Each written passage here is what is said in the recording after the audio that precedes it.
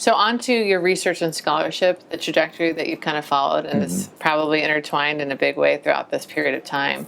But those things that have had a significant national and international impact are the things that we'd like to highlight and discuss mostly.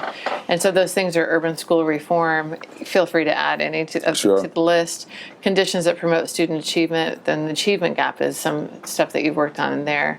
The role of education and community development, which I think goes back to what you were saying about your role as the president of the student body at Berkeley, youth violence, and then, of course, equity and race-ethnic relations in American society. So we'll take each of those one at a time. Does that sound good? So in urban educational reform, tell us about your research, your early research on this topic. I got involved in school reform because I got elected to the Berkeley School Board.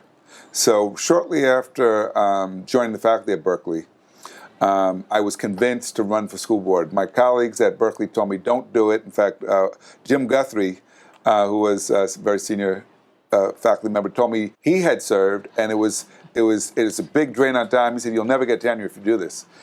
But it was too late. I was ready, committed, and I did. And I would say that although it did take a lot of time, I learned so much about urban schools, about governance, about policy, how federal and state policy influence local public schools, and about the limitations of reform.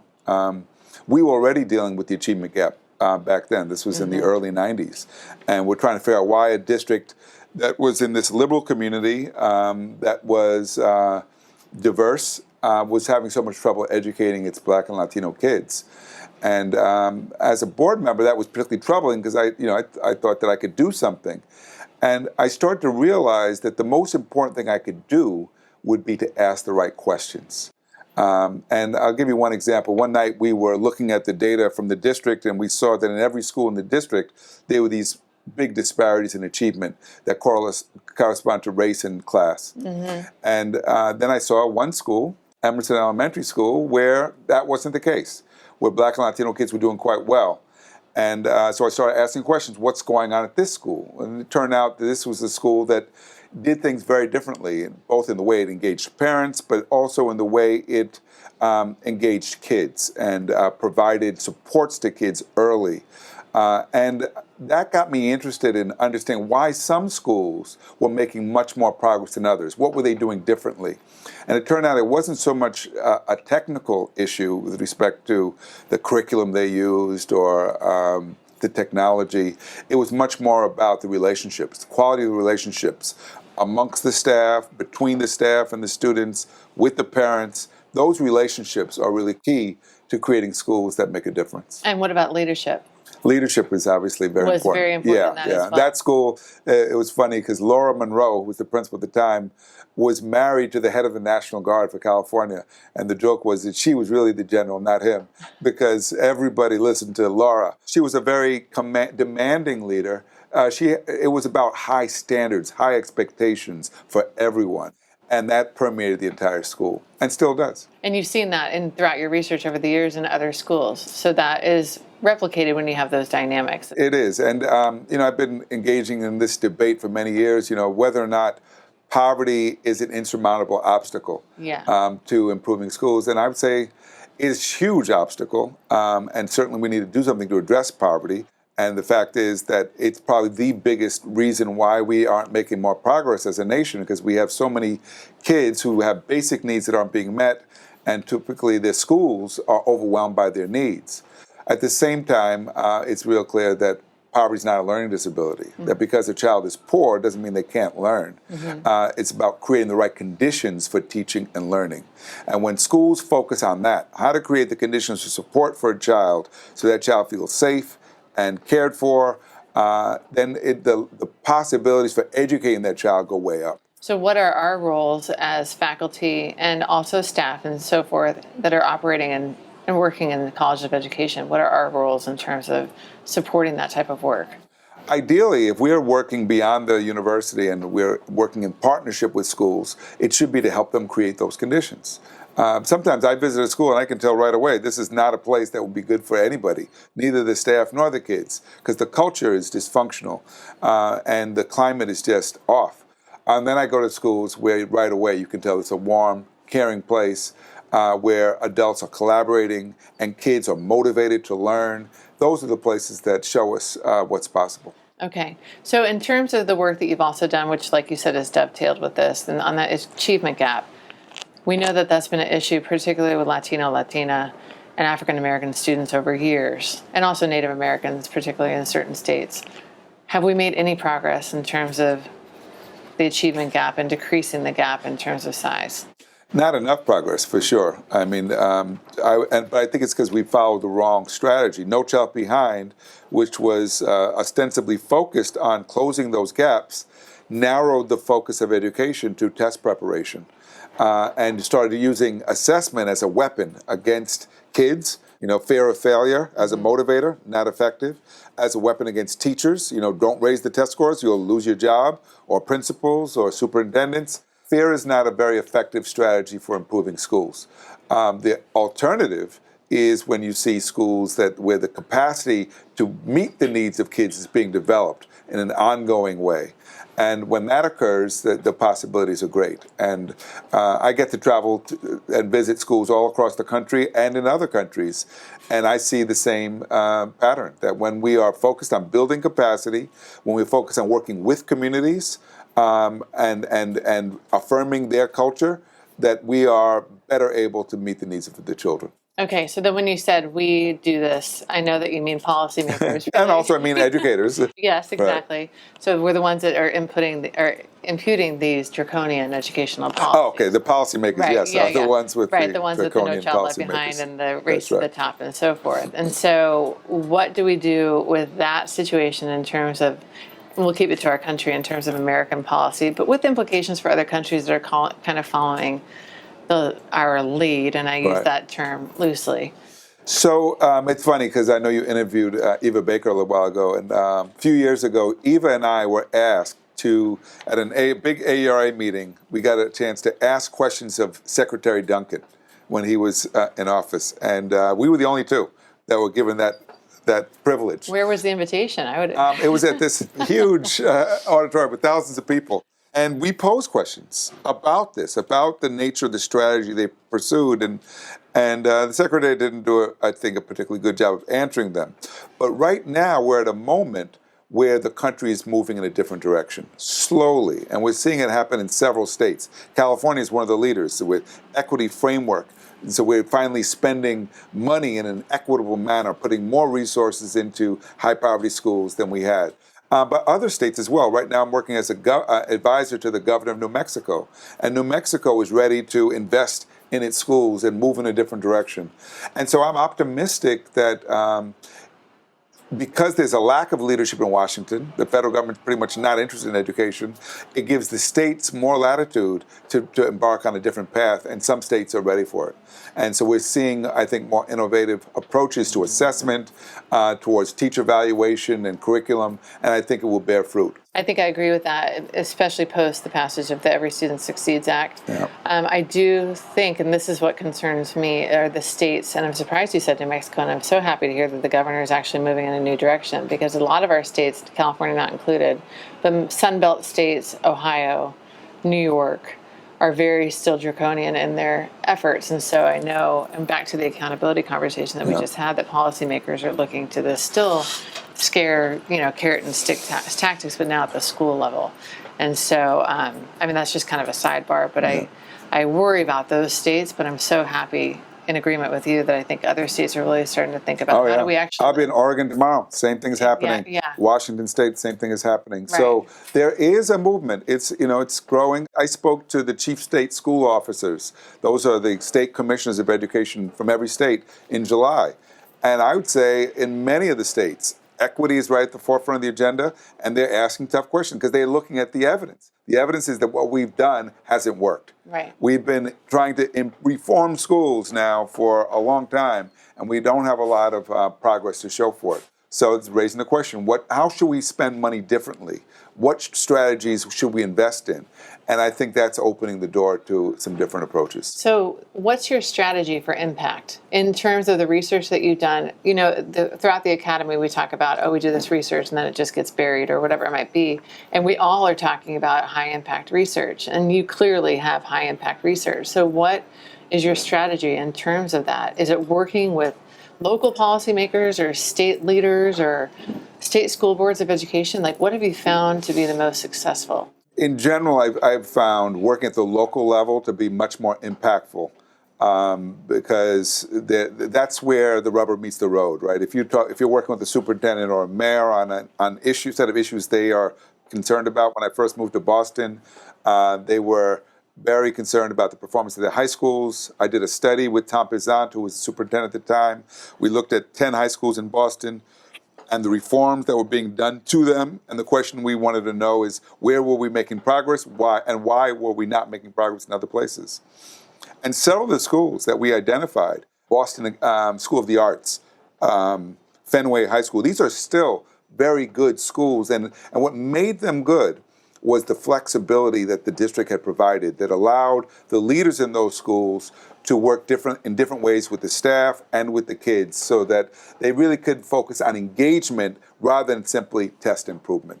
And so what I've sensed and experienced over the years is that when you can build long-term partnerships with people in leadership, you can start to have an impact. And it's not, it's about the collaboration. It's about sticking with a set of ideas and giving those ideas traction over time. And do you find this work frustrating? At times. LA's been very frustrating for me. We went through a strike last year. I find the school board to be totally dysfunctional. So LA is nothing but frustration to me. But, it's too many kids here. There's over 600,000 children in LA public schools, so you can't write it off. Right. The question is, how do you do work here that can be impactful? So I do work with high schools in LA, and despite the challenges here. But yes, sometimes the work is very frustrating. Never hopeless? It's never hopeless. As long as the kids keep showing up, there's hope. Okay. The hope really exists in the kids. Yeah, in the kids and sometimes in the teachers and the parents too, because they're not giving up. Sometimes you meet people who've given up, and that's frustrating. Mm-hmm. But I'm working at Hawkins High School right now in Los Angeles. It had more homicides in that neighborhood than any school in Los Angeles last year. But this past year, not only have I been working with teachers on how to address the needs of kids. We brought in a big grant from the National Science Foundation to bring computer science into the schools. Mm-hmm. But we also started a new garden with parents at the school. And the garden has become such a source of pride. You should see kids now at lunchtime eating from the garden, hanging out at the garden. The garden is flourishing. I was there when we broke ground. Parents led that initiative. And that's really a sign of the way the community is now embracing the school. And so, despite the challenges the school faces, I am hopeful about what can be done there. Okay, and hopeful about these, I don't know if you'd call them community-based schools. Is that how you would define Well, I would say that when schools see communities as their allies, when they work in partnership with community, the possibilities for change goes up quite a bit. And I think that community engagement, community schools is an important part of the solution to many of the problems our schools face. So when you go back to the initial discussion about poverty and people that are, frustrated and concerned and don't know what to do about poverty and the extent to which that's a delimiter, would your solution be the role of education and community development? My solution would be that, first of all, we live in a rich country where there's lots of resources. Yes. So there should be no kids going hungry. It's a question of how do we get the food to the children. There should be no child who needs a tutor who can't get a tutor. We need to invest in the things that we know make a difference. Healthcare, nutrition, academic enrichment and support for kids. If we do those things early, we can make a huge difference on outcomes for kids. So talk a little bit about your research in the area of youth violence. So I got interested in youth violence because during the 90s, there was a lot of violence. There was a big spike in the number of juvenile homicides. This was the time they were talking about super predators, and they were locking up. Mass incarceration really took off during this period. And I was trying to understand what were the roots of this violence and what could be done to counter it. And at the time, what I saw, it was very much related to the drug trafficking that was going on, the poverty in many communities, but also to the sense of hopelessness. It was related, I think, to the politics and to the drug use. And that was an important area for me to study because I was working with schools that were overwhelmed by the problems related to drug trafficking and violence. And so that got me started. I was invited to go to New Bedford, Massachusetts, a few years back, and I was asked by the mayor and several of the civic leaders to help them. They said they'd had a big spike in juvenile violence, homicides, and they didn't know what to do. And I said, I'll come on the condition that when I come, in the room, you have educators, you have churches, you have parks and rec people, you have the police department, and you have kids themselves and their families. They said, why do you want them in the room? I said, because it's going to take all those stakeholders together to address the problem. And the first thing we had to do was to listen to the kids. Because if you don't understand how they're experiencing violence, how can you develop a strategy to solve the problem? And a lot of it, what we heard was kids who were pretty hopeless about their own futures. And they talked about drug use as being a byproduct of that hopelessness. And so then out of those meetings came a need to not only give kids, get kids back in school, but get kids in jobs, get kids into recreation so they had something constructive to do with their times. We had to draw upon community resources to meet the needs of young people. And that invariably is this kind of strategy you need in most places to solve some of the social problems that we see in America today. So do you define yourself as a change agent? I aspire to be a change agent for sure. And do you think that this opportunity that you had as the student body president at Berkeley has inspired your approaches to all of this, that history that you had there? Oh yeah, absolutely. I remember when I was, as a new professor at Berkeley, I was being reviewed. And the dean met with me and he said, okay, the external reviews have come in, and he was showing to me what people had said. He said, you're being described as a scholar activist. I said, oh, I like the sound of that. He said, well, that's not good. He said, activists don't get tenure. Right. Okay, He said, so you're going to have to make sure that you continue to publish and do all the things. And so I've understood that in academia, you have responsibilities. You have to teach. You have to do your research. You have to raise funds to support that research. You have to mentor your students. But none of that should prevent you from doing work that can have an impact, that can make a difference. And that's what I've aspired to. Have you done research that you don't feel inspired by? There have been times, we wrote a book called Unfinished Business we studied Berkeley High School for 6 years and the efforts to close the achievement gap. And we called it Unfinished Business for a reason, because even after 6 years of working hard, we hadn't solved the problem. Sure. But we did start to see where the solution would come from. And where it was going to come from was parents. Getting parents organized with data so they knew what to demand from the schools. So I would be lying if I didn't admit that a lot of times the work is frustrating, that you don't see, you don't accomplish as much as you would hope for. But I remain undeterred. Okay, fair enough. Do you ever engage in a research project particularly, that you don't foresee as not having an impact? Is there something that you'll just take on and be like, it's interesting, I don't know if it'll ever impact anything, but... I think so. I mean, sometimes going in, we're like this computer science project. I'm not a computer scientist, but we know that there are high-tech jobs opening up in LA. We know that if we could get kids to training in high school, they could get some of those jobs. So that would really be helpful for improving their economic prospects. So I went into it. This is not something I know a lot about. I know about working in urban schools, so I partnered with some colleagues that do. But I went into it, I would say, not as optimistic as some projects.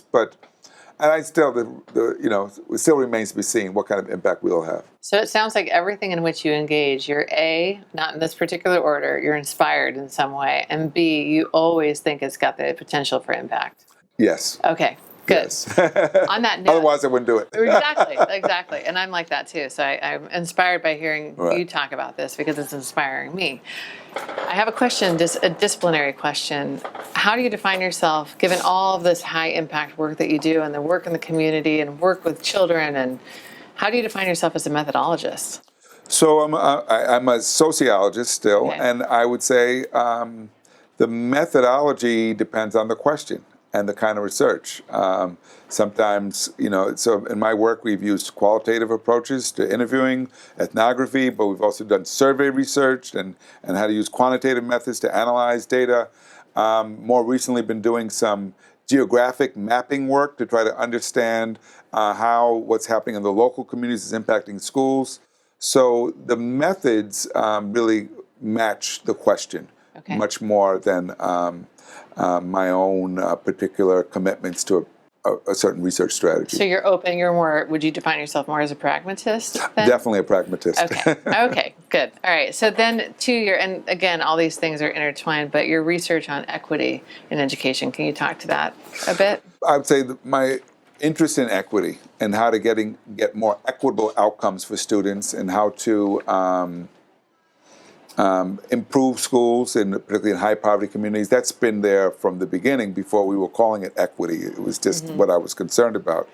I think in more recent times, as it became clear to me that many of the reforms that were being pursued were producing inequality or reproducing inequality, then I said, okay, we need to get real clear on what kinds of strategies are likely to disrupt that, to produce more equitable outcomes. And so in the last few years, what I've tried to do, we did a book a few years ago called Excellence Through Equity, in which we identified districts and schools around the country that were getting more equitable outcomes. And we wanted to highlight those schools to show, look, it's being done.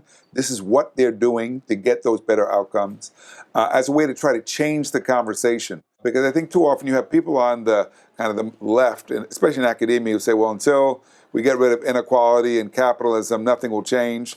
And then you get people on the right who want to ignore poverty and think you can just fix schools and ignore the context. And I kind of stand right in the middle and say, no, you can't ignore poverty and inequality, but there's a lot you can do even while we address poverty or try to address it to improve education.